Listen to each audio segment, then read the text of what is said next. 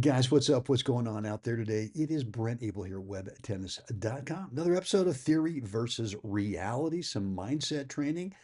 Here's what actually works. And with the title of today's message is Roger Federer strokes.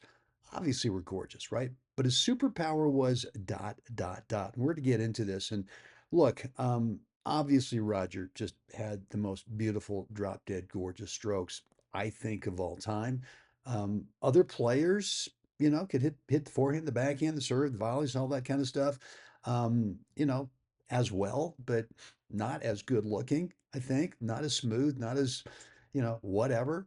But I think his real superpower was the reality that look, 54% over his lifetime, in his career, was his points winning percentage. 54%. Like when we think about one of the all-time greats, right? Roger and Rafa and Novak and those guys, we think, God, they're just so far ahead of everybody else. But in reality, they weren't winning a whole lot of points, right? Roger's case, it was only 54% of the time over the course of his lifetime. And look, in really close, tight matches, it got even thinner, right?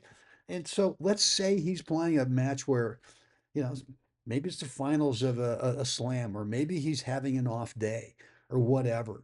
But let's say it's 50.5% in those really close matches. And look, I really believe that his greatness was belief in those situations, meaning that I think Roger really trusted himself in really tight, close matches, and others just don't, right? They get close to the finish line and it's a thin margin and they're just not 100% sure that they're going to get through the finish line. And I think Fed and Novak and Rafa and any one of the top greats, they just have this belief no matter how close the match is, no matter maybe it's an off day, but they're still right there knocking on the door. They just have that belief, that trust in themselves that they're going to get the job done, especially in the next upcoming point. And I think some of this is trainable.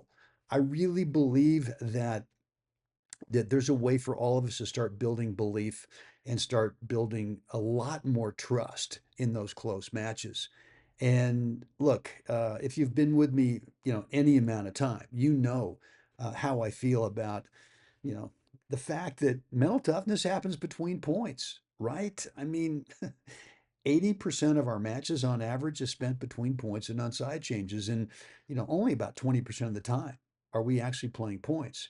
And so if you manage that 80% of the time super well, and I think Fed and I think Rafa and Novak and all these guys, the top players, I think they manage that 80% of the time between points um, a whole lot better than the other players. I just don't think there's a big emotional response at the end of points, no matter how close the match is. And there's some real clarity that they have about how to start the next point that the others just don't.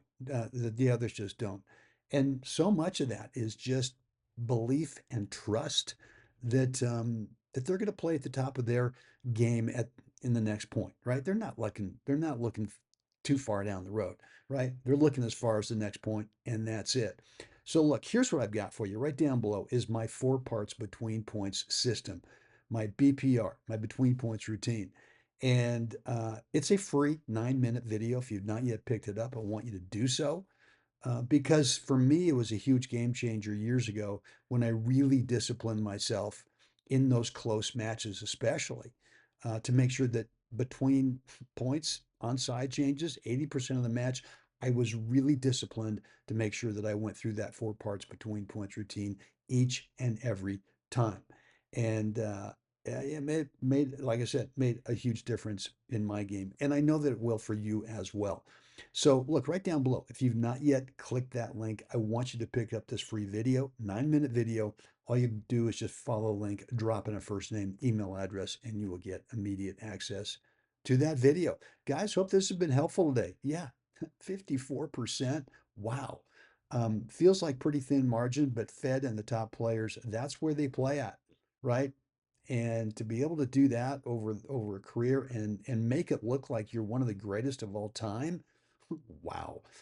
All right, guys, down below, I want to hear from you. What's on your mind today with today's message? Any comments, any questions, remarks, feedback? Let me know. And as always, right now, it's time. We got to get out there. We got to help someone else have a great day. Guys, I'm going to see you again next time.